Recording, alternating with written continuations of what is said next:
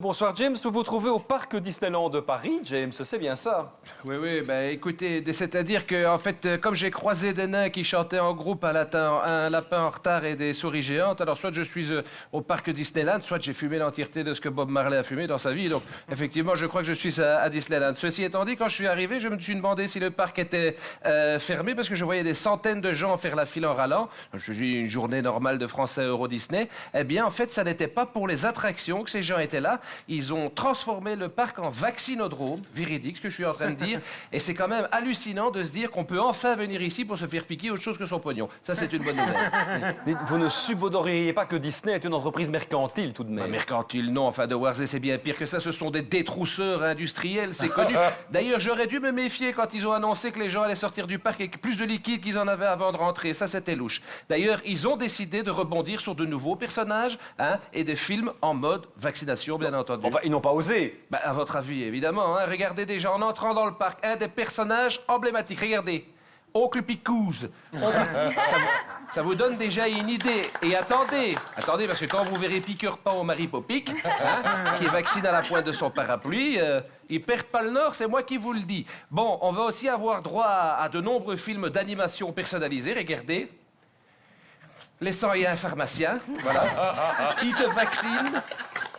Il te vaccine, tu n'as plus le Covid, mais tu commences à aboyer, tu te retrouves avec plein de taches noires sur le corps partout. C'est agréable, hein? Alors, c'est compliqué parce qu'il y a des films auxquels on ne touche pas, Blanche-Neige et les 7 nains, par exemple. Il a fallu le remanier profondément. Ah bon, pourquoi? Parce qu'aujourd'hui, ça dépend de l'heure et de l'endroit, de Worsley. En extérieur, Blanche-Neige et les 7 nains, ça va. Sauf après minuit, où on doit se limiter à Blanche-Neige et les 2 nains. Alors que s'ils vont boire un verre en terrasse, ils peuvent plus faire qu'une opération à 4 nains. Vous comprenez? Ça devient compliqué. Malheureusement, ça n'est pas la seule héroïne impactée. Regardez encore. C'est pas faux. Voilà, ça n'est plus Alice au Pays des Merveilles. Aujourd'hui, c'est ça pique au Pays des Merveilles. C'est agréable, hein? Enfin, vous voyez que ça marche, ceci étant dit. Pourquoi ça marche? Parce que vous voyez bien qu'ils ont plus de masque, hein?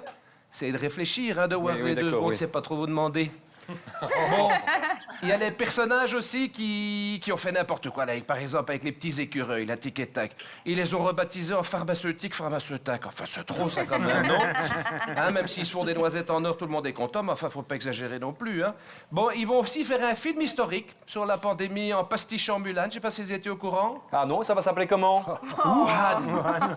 Ça, c'est n'importe quoi quand même, hein. C'est n'importe quoi, Wuhan. Enfin, il y en a qui s'en sortent bien, quand même, parce que tu as le bossu de Notre-Dame, hein, Quasimodo, il passe son temps confiné dans une tour, ça c'est bien. Comme quoi, être moche, ça aide à rester confiné, hein, vous êtes d'accord avec ça? Non, mais dites ça va, je vous remercie, hein, merci beaucoup, oui. Alors, attendez, j'ai oublié de vous parler de la variante belge. Regardez ceci. Maggie l'ourson, vous voyez? Elle n'arrête pas de renvoyer tous les candidats à la vaccination sous prétexte que ça n'est qu'une petite grippe. C'est une visionnaire, hein, elle est extraordinaire. Et je peux aussi vous parler du film Cars, hein, qui vont réaliser AstraZeneca, hein, où toutes les voitures vont partir en thrombose. Et alors, on avait aussi le magicien dose. Aujourd'hui, on a le magicien double dose. Très très beau film. Et moi, ma dose aussi, j'en ai eu, je peux vous le dire. Alors, l'avantage, c'est que cette année, il n'y aura pas de parade, donc ça, c'est une bonne nouvelle. Ah, parce que vous n'aimiez pas les parades nocturnes féeriques de Disney, James?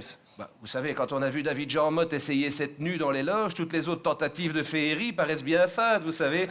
Enfin, je vais vous dire une chose. Aller à Euro Disney ou se faire vacciner aujourd'hui, c'est la même chose. C'est accepter d'engraisser une multinationale pour se donner le droit de rêver un monde meilleur, alors qu'on serait très bien qu'il ne sera jamais aussi idyllique que ce qu'ils nous prétendent. Et c'est sur cette touche de poésie que je vous rends l'antenne. Et réfléchissez de voir. Bravo, j'ai rien compris, mais merci, James.